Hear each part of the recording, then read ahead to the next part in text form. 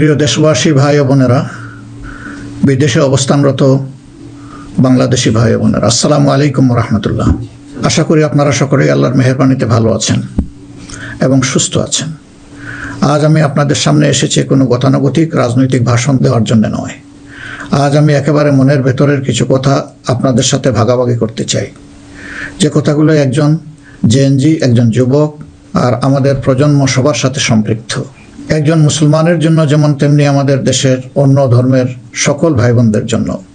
প্রিয় দেশবাসী, আজ আমি এখানে যাদের কারণে কথা বলছি, সেই জুলাইয়ের মহান শহীদদের রুহের মাগফিরাত কামনা করছি।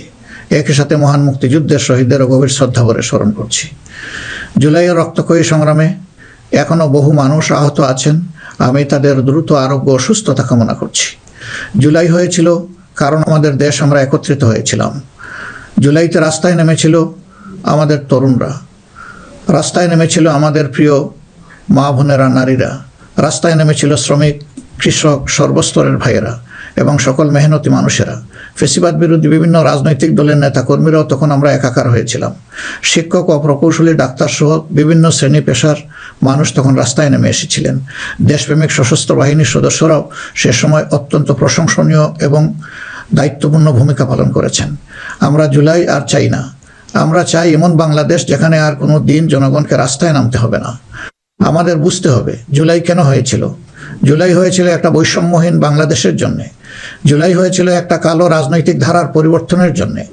যুগের পর যুগ ক্ষমতা কুক্ষিগত ছিল পরিবারতন্ত্রের হাতে, নির্দিষ্ট গোষ্ঠীর হাতে।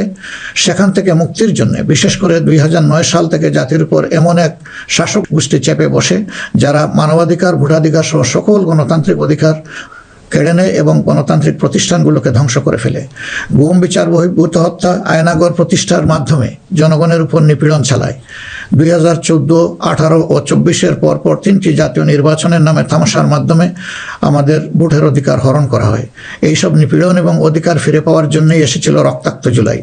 আমাদের তরুণরা এখন একটা নতুন দেশ দেখতে চায়, যে দেশকে তারা গর্ব করে বলতে পারবে, নতুন বাংলাদেশ, এটি আমার দেশ 2.0। এক কথায় যদি বলি, দেশের মানুষ পরিবর্তন চায়, কিন্তু একটি মহল পরিবর্তনের বিরোধী। কারণ পরিবর্তন হলেই তাদের অপকর্মের পথ বন্ধ হবে, মানুষের অধিকার কেড়ে নেওয়ার সুযোগ থাকবে না। এই সংস্কৃতি বদলানোর সাহস সবার থাকে না। ক্ষমতাবানদের বিরুদ্ধে রুখে দাঁড়ানোর হিম্মত সবার হয় না।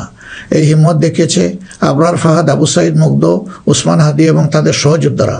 তাদের রক্তের শপথ নিয়ে নতুন প্রজন্মের লক্ষ লক্ষ সাহসী সন্তান আজ এই পরিবর্তনের জন্য প্রস্তুত। এই দেশ আমাদের সময়ের এই সাহসী সন্তানদের হাতেই তুলে দিতে চাই, কারণ বাংলাদেশের ভবিষ্যৎ এই তরুণরাই রচনা করবে।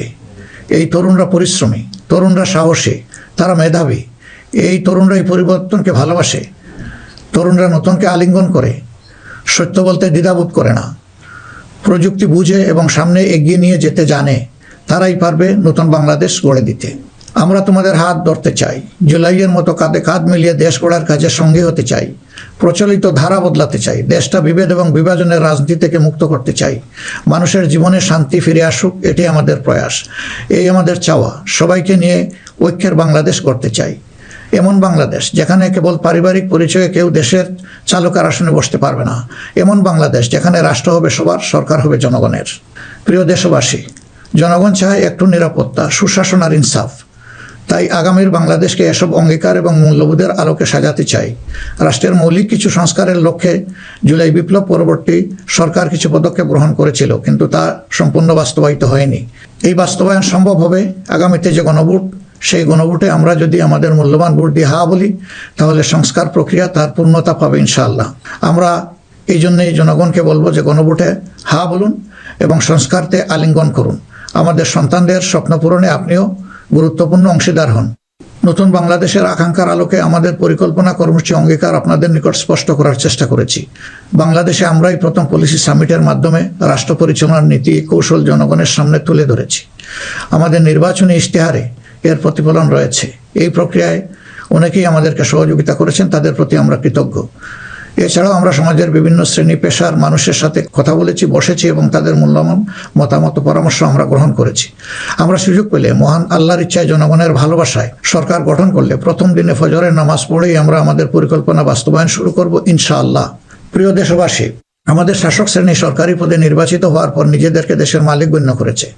ফলে রাষ্ট্রীয় সম্পদ, পদ, পদবি, নীতি, প্রতিষ্ঠান সবকিছু ব্যক্তিগত ও দলীয় স্বার্থ হাসিলের উপায় হিসাবে অন্যায়ভাবে ব্যবহার করা হয়েছে। এর ফলে চুরি ও দুর্নীতি, স্বজনপ্রীতির মাধ্যমে প্রতারিত করে জনগণের সম্পদ লুণ্ঠন করা হয়েছে। উন্নয়ন প্রকল্প ব্যক্তিগত ও দলীয় লুণ্ঠনের সিঁড়ি হিসাবে ব্যবহৃত হয়েছে। এই ব্যবস্থার অবসান ঘটানোই আমাদের প্রধান লক্ষ্য। আলহামদুলিল্লাহ, অতীতে জামাতে ইসলামী থেকে যারা জনপ্রতিনিধি হিসাবে সংসদ, সরকার ও স্থানীয় সরকারে দায়িত্ব পালন করেছেন, তারা কেউই দুর্নীতির দায়ে অভিযুক্ত হননি। তারা দক্ষতার সাথে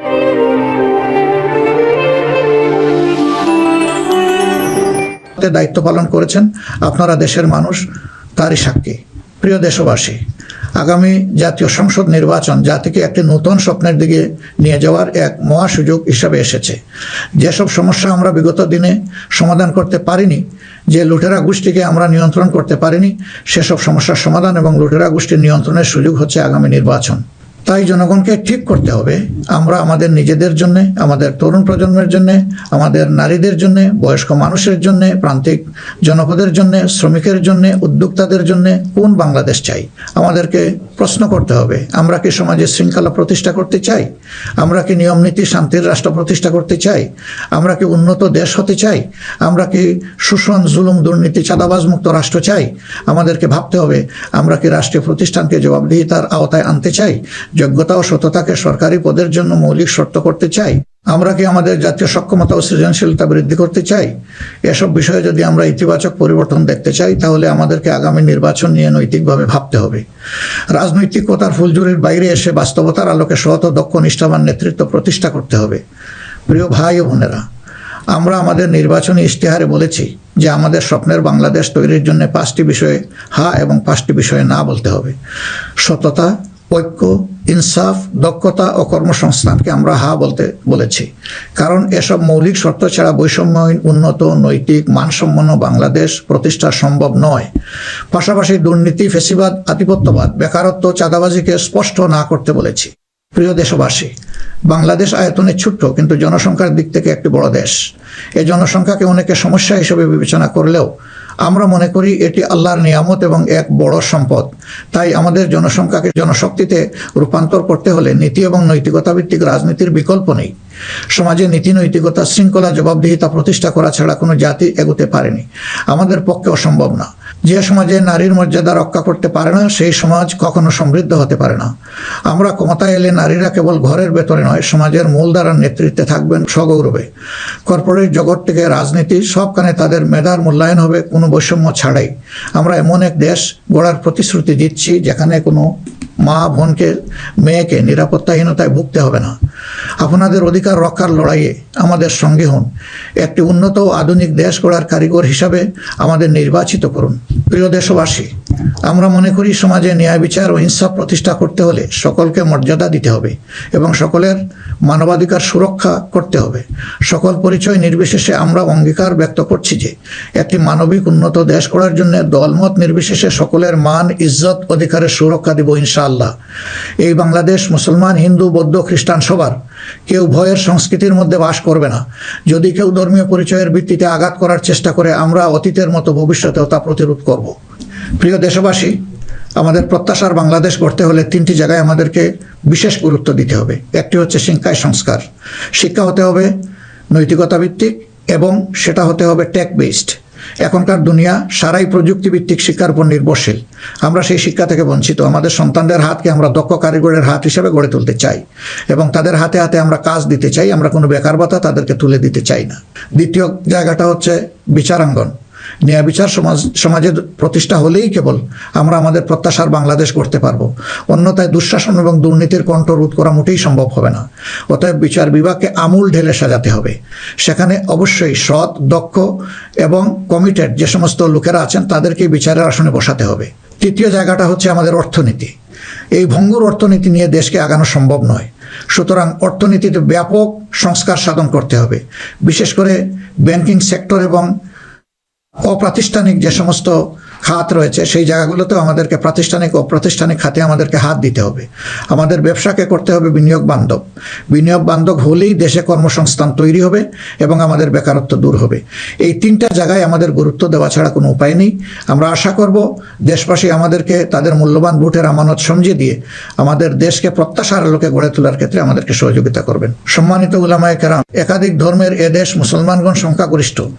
তাই মুসলমান হিসাবে এটি আমাদের দায়িত্ব যে সমাজে ন্যায় বিচার ইনসাফ প্রতিষ্ঠা করা এবং সকলকে সুরক্ষা দেওয়া।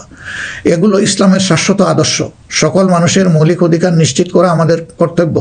আল্লাহ তাআলা স্পষ্টত বলেছেন, ইন্নাল্লাহা ইয়া'মুরুকুম বিল আদলি ওয়াল ইহসান ওয়া ইতাই যিল কুরবা ওয়া ইয়ানহা আনিল ফাহশাই ওয়াল মুনকারি ওয়াল বাগ।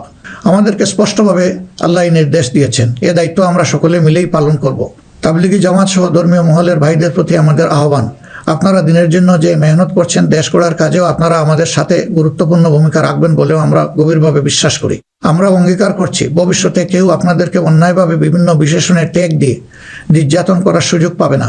বিচার বহির্ভূতভাবে আপনাদেরকে আর হত্যা করার দুঃসাহস কেউ দেখাবে না। আমরা জানি অতীতে আপনাদের কোনো মানবাধিকার ছিল না। এ অবস্থার পরিবর্তন ঘটানো হবে নতুন বাংলাদেশের অন্যতম প্রধান লক্ষ্য।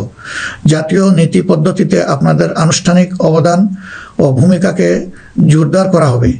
আন্তর্জাতিক মহল যারা আমাদের পরিচিত পরিচিত বন্ধু, তাদের সাথে আমাদের সম্পর্ক হবে সমমর্যাদা এবং সমতার ভিত্তিতে। আমরা অন্যের ভৌগোলিক অখণ্ডতাকে সম্মান করি এবং শ্রদ্ধা করি, তেমনি সকল দেশের সাথে বন্ধুত্ব প্রতিষ্ঠাকে অগ্রাধিকার দেব। তবে আমাদের জাতীয় স্বার্থ মর্যাদা, জাতীয় উন্নয়ন অগ্রাধিকার আন্তর্জাতিক সম্পর্ক নির্মাণে প্রধান ভূমিকা রাখবে। বৈশ্বিক উন্নয়ন চ্যালেঞ্জ সমূহ, বিশেষত জলবায়ু পরিবর্তন নিরসনে আমরা সাধ্যমতো ব্যবস্থা গ্রহণ করব এবং তা হবে স্বচ্ছতার ভিত্তিতে পরিচালিত। নিপীড়নের শিকার হয়ে আশ্রয় নেওয়া রোহিঙ্গা জনগোষ্ঠীকে তাদের নিজ দেশে নিরাপদ এবং সম্মানজনক প্রত্যাবর্তনের জন্য সব ধরনের কূটনৈতিক তৎপরতা জোরদার করা হবে ইনশাআল্লাহ।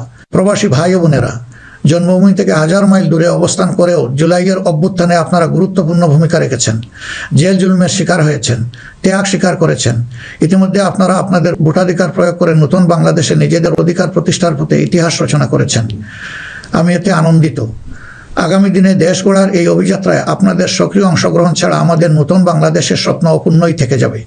আমরা চাই প্রবাসীদের অধিকার এবং মর্যাদা রাষ্ট্রীয়ভাবে নিশ্চিত করতে। সে লক্ষ্যেই প্রবাসীদের জন্য ভলান্টিয়ার প্রতিনিধি নির্বাচন করা হবে, যারা প্রবাসীদের বিভিন্ন সুযোগ সুবিধা, সেবা এবং সমস্যার বিষয়ে দূতাবাস বা হাইকমিশনের সাথে সরাসরি সমন্বয় করে প্রবাসীদের স্বার্থে উপদেষ্টা ও প্রতিনিধি হিসাবে কাজ করবে। তাছাড়াও বাংলাদেশের বাইরে